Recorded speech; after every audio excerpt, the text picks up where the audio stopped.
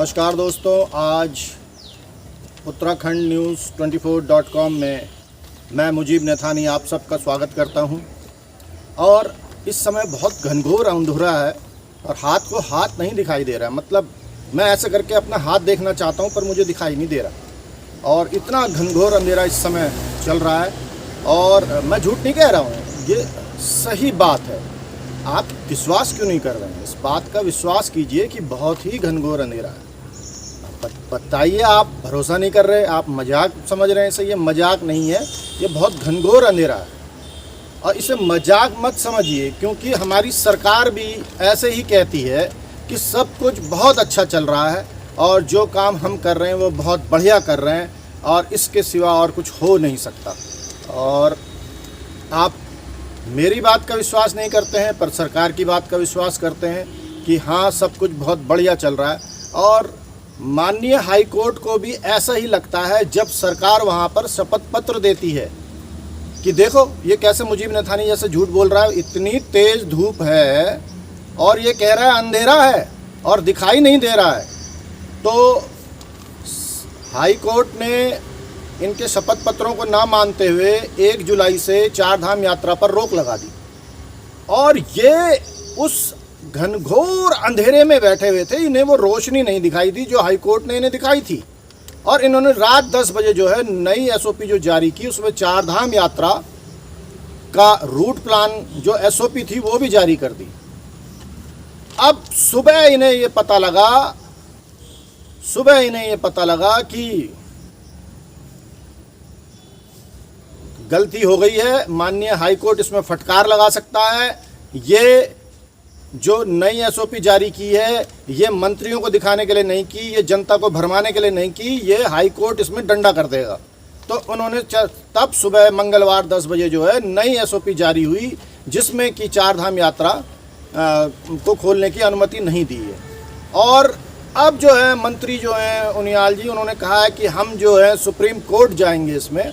तो बात सिर्फ ये बताने की है कि जो सरकार कह रही है वो ऐसे ही कह रही है जैसे मैं आपको कह रहा हूँ कि इस समय बहुत घनघोर अंधेरा है।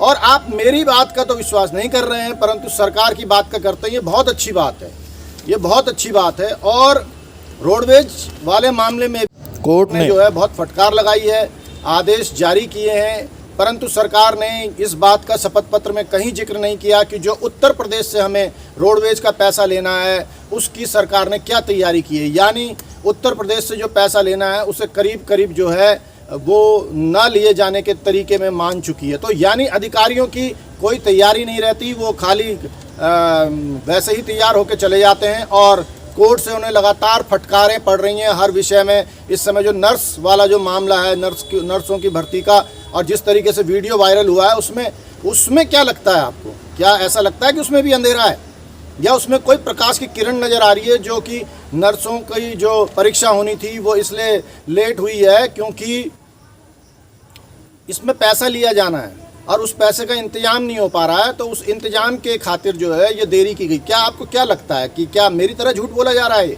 या ये कोई सच्चाई है कि दिन में धूप निकली हुई है? तो ऐसे बहुत सारे मामले हैं। और अनूप नौटियाल जी ने कहा है कि जो तीसरी वेव है, सरकार ये मान के चल रही है कि जो तीसरी वेव है ये तीसरी वेव 20% ज़्यादा हो सकती है। तो इसमें जो पर डे का जो हमारा मैक्सिमम आया था दूसरी वेव का, उससे ये 20% ज़्यादा होगी। जो 7 मई 2021 को हमारे यहाँ कोविड पॉजिटिव आए थे 9,642, जो सबसे ज़्यादा हमारी संख्या रही है, तो उसके मुकाबले ये जो है 11,552 हो सकती है थर्ड वेव में। तो सरकार जो है ये बहुत अच्छी बात है कि 20% अधिक की तैयारी कर रही है। परंतु जो बच्चों के विषय में जब देखा जाए तो उन्होंने 2011 की जनगणना के हिसाब से बच्चों की तैयारी की है। तो उन्होंने ये माना है कि 0 से 18 साल तक के जो बच्चे हैं उनके वो हैं करीब 38,49,935। और जबकि जनगणना में 2011 की 0 से 19 साल के जो बच्चे हैं वो 42,53,118 हैं। तो उसके बाद क्या बच्चे हुए ही नहीं, किस प्रतिशत से बढ़े ये तो सरकार को पता होना चाहिए। तो यानी कि अभी जो है सरकार भी उतनी बहुत अच्छी तैयारी नहीं कर पा रही है, क्योंकि जब आंकड़े सही नहीं होते तो तैयारियां भी सही नहीं होती। पर देखिए बहुत अंधेरा है इस समय, दिख नहीं रहा। इस बात को समझिए कि बहुत अंधेरा है, दिख नहीं रहा, और मैं झूठ नहीं कह रहा हूँ और आप इसे मजाक समझ रहे हैं। तो आपको ये समझना पड़ेगा कि किस तरीके से जो है हमारी सरकारें काम करती हैं और आप किस तरीके से देखते हैं। कहीं ऐसा तो नहीं कि आप भी ये कह रहे हो कि कैमरे में कुछ दिख नहीं रहा और कुछ समझ नहीं आ रहा है। तो मित्रों, ये समझने की ज़रूरत है कि हमारी सरकारें जो कि करोड़ों रुपए वेतन के तौर पर उठाती हैं, सरकारें उठाती हैं वेतन के तौर पे जो हमारा पैसा है। अब भले ही जो है माननीय महामहिम राष्ट्रपति महोदय कह दे कि 3.5 लाख रुपए मेरा भी टैक्स में कट रहा है, अगर उनका भी टैक्स में कट रहा है तो ये बहुत दिक्कत वाली बात है कि उस टैक्स के पैसे का आप सही उपयोग नहीं कर रहे, आप काम ही नहीं कर रहे हैं। बताइए, करोड़ों रुपए आप खर्च कर दे रहे।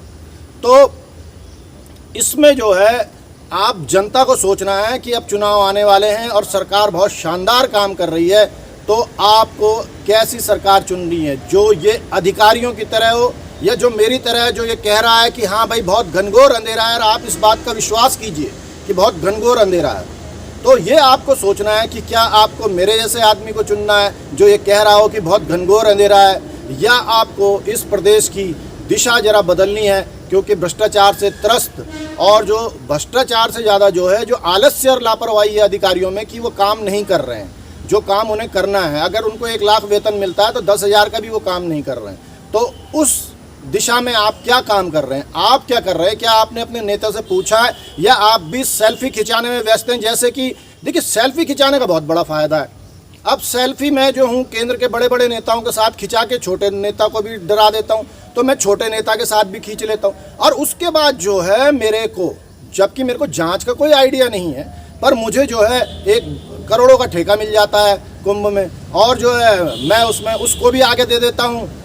तो उसके बाद क्या होता है वो एक अलग चीज़ है। पर सेल्फी खिंचाने का ये फ़ायदा है कि जब हम नेताओं के और अधिकारियों के चक्कर लगाते हैं कि हमें ये ठेका दे दीजिए, वो ठेका दे दीजिए, तो उस समय जो आपका बायोडाटा है वो है आपकी सेल्फी, कि आपने किसके साथ सेल्फी खिंचाई है। अगर आप प्रधानमंत्री या गृह मंत्री के साथ सेल्फी नहीं खिंचा सकते तो कोई बात नहीं, उनके जो कृषि मंत्री हैं और जो उनके अध्यक्ष हैं देश के, तो उनके साथ सेल्फी खिंचाइए। उसके बाद यहाँ के मुख्यमंत्री के साथ सेल्फी खिंचाइए, यहाँ के जो सांसद हैं और जो मंत्री हो गए उनके साथ सेल्फी खिंचाइए, और बड़े बड़े जो टेंडर हैं वो पाइए, उसमें नियम कानून जो हैं वो उस सेल्फी के अंदर आ जाते हैं।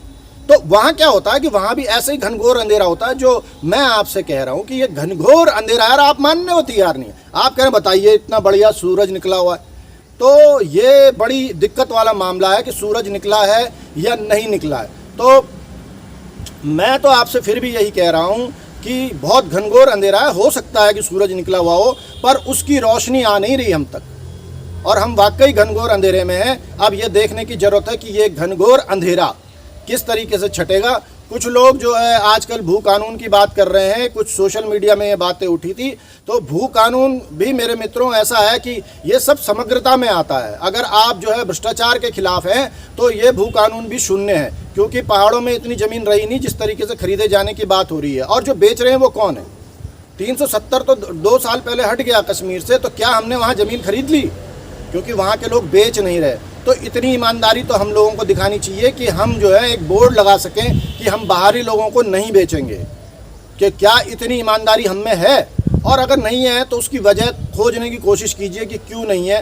क्योंकि हमारा ये मानना है कि पहाड़ों में कृषि भूमि बची नहीं, और उस कृषि भूमि से आप अपने जीवन का निर्वहन नहीं कर सकते। तो लोग क्या कर रहे हैं कि गांव की अगर कोई कृषि भूमि है, अगर उसमें 2, 4, 5, 10, 15, 20 लाख रुपए मिलता है, तो उसको लेके वो अपने भैजी के पास देहरादून आ जाते हैं ज़मीन बेच के, और वहाँ मकान बनाते हैं। क्यों? क्योंकि उनका विधायक भी वहीं है देहरादून, उनका सांसद भी देहरादून बैठा हुआ है। तो भाई उसने कौन सा ऐसा पाप किया था कि आप उसे गांव में रोकना चाहते हो? आप बताइए कि उसने कौन सा ऐसा पाप किया कि आप उसे गांव में रोकना चाहते हो? खुद आके आप देहरादून बस गए। तो जो भी विधायक बना उसका मकान जब देहरादून में बन गया है, तो आप उस बेचारे गाँव वाले को क्यों प्रताड़ित करना चाहते हैं? उसे भी आपके बगल में रहना है, क्योंकि वही तो आपका भुला है।